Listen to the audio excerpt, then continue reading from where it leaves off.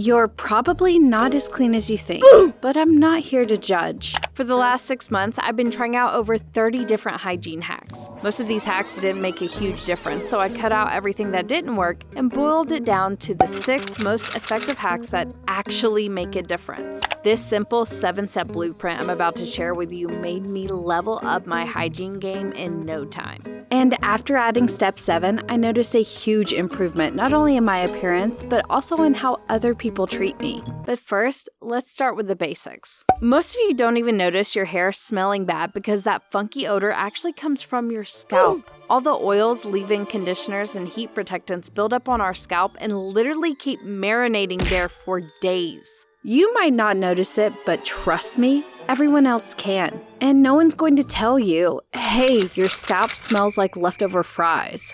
So yeah, this one's on you. You need to learn how to clarify your scalp correctly. Even the best tips won't work if they aren't tailored to your specific scalp type.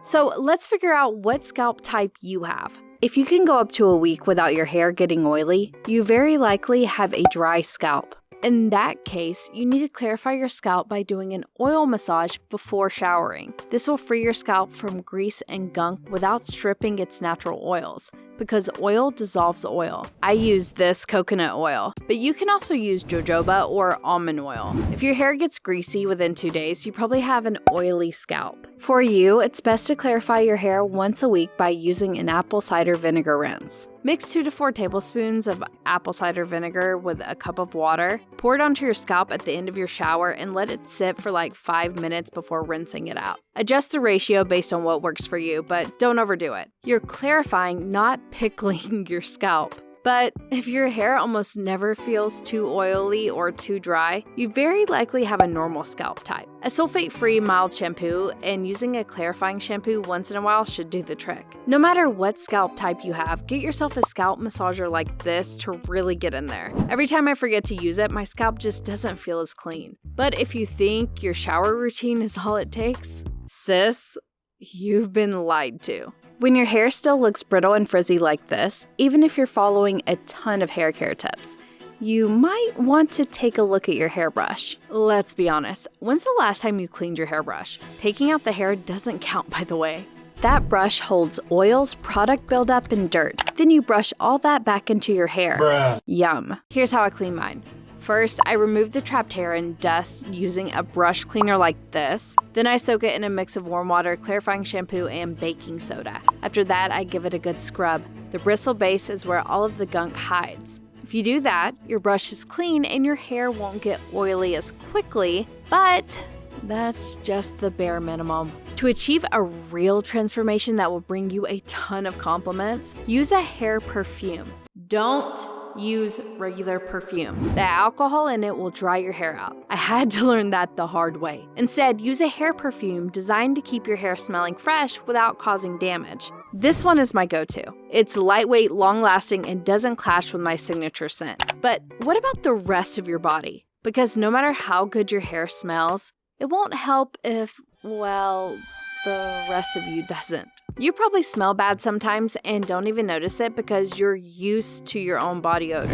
This one is wild, but did you know that the bad smell is basically waste from bacteria living on your skin? Gross. I know. The solution? Glycolic acid. It keeps bacteria from thriving in the first place. I use a cotton pad to apply it to my underarms and feet twice a week. It's been a game changer. So much so that I don't even need deodorant anymore. If you're new to glycolic acid, start with a lower concentration of like 4 to 7%. I've linked mine below. But here's the thing, glycolic acid can't help with bad breath, and that's where things can really go downhill. I mean, if you're talking to someone and all they can think of is, please close your mouth, that's not the ideal situation, right? Bad breath is the quickest way to go from a solid 10 to a lousy 2. And yet, so many sleep on it, even though it's so easy to fix. Flossing is non-negotiable, babes. Brushing your teeth without flossing is like washing your hair but skipping your scalp. Technically, you're cleaning it, but you're missing the most important part.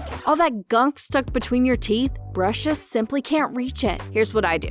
In the evening, I usually start by flossing so I can just brush away all the stuff that came out afterward. Then I use a tongue scraper to get rid of all that white stuff on my tongue. That's what gives you bad breath. You'll be surprised how fresh your breath can be in the morning. And please, please, let the first thing you do in the morning be brushing your teeth. I don't understand how people drink water first thing in the morning. Like, you were basically drinking all of the bacteria in your mouth. Instead, try out oil pulling in the morning. Just pop a tablespoon of good quality cold pressed coconut oil in your mouth and swish it around for about 5 minutes. I usually read your comments while I'm at it. Make sure you're using high quality coconut oil to get all the antibacterial benefits. And don't spit it in your sink when you're done because it can clog it. I usually just spit it into the trash. The next step is a proper shower routine. I always used to think my shower routine was solid, but then I realized I was missing out on some key steps. And let me tell you, the consequences were real.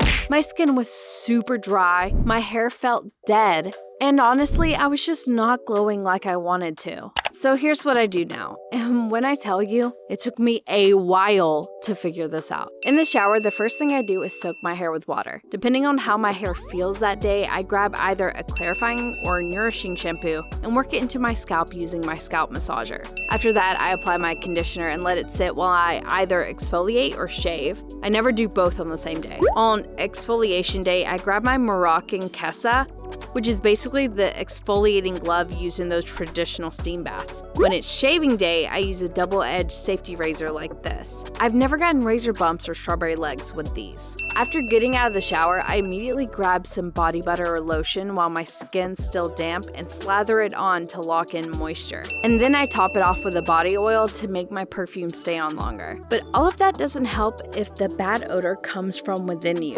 First things first, water. Seriously, I can't stress enough how beneficial drinking water is for your overall beauty and health. The more you drink, the less you have to worry about any smell creeping up on you. But you can smell as good as you want to. If there's a bad smell coming up from down there, especially when you're on your period, everything you just did goes to waste. I wouldn't recommend putting any fancy products down there. You know, she can take care of herself. She's pretty independent. Just drink cranberry juice. Not the sugary stuff though. Get the natural one. It doesn't taste great, but it gets the job done. I usually drink it a couple of times a week, especially at that time of the month. Now for the final step that ties everything together and made other people compliment me every single time. I mean, not smelling bad is awesome, but smelling genuinely good is what will make people go crazy about you. Layering is my biggest secret to smelling irresistible. It's like wearing your personality in a bottle, and trust me, it's a total game changer. I always start with a good body lotion and oil, nothing too crazy, just something that keeps my skin soft and smooth. Then I grab my body spray. I'm in love with this one right now. After that, it's time for the fragrance. For my layering routine, I swear by a mix of oud and amber. Make sure your lotion, body oil, and body spray are complementary scents to create your unique signature scent on a budget. People will think you're spending insane money on expensive perfumes when you're just good at layering. But there's a lot more to smelling good than just layering scents. Check out this video to learn all my secrets to smelling amazing all day long.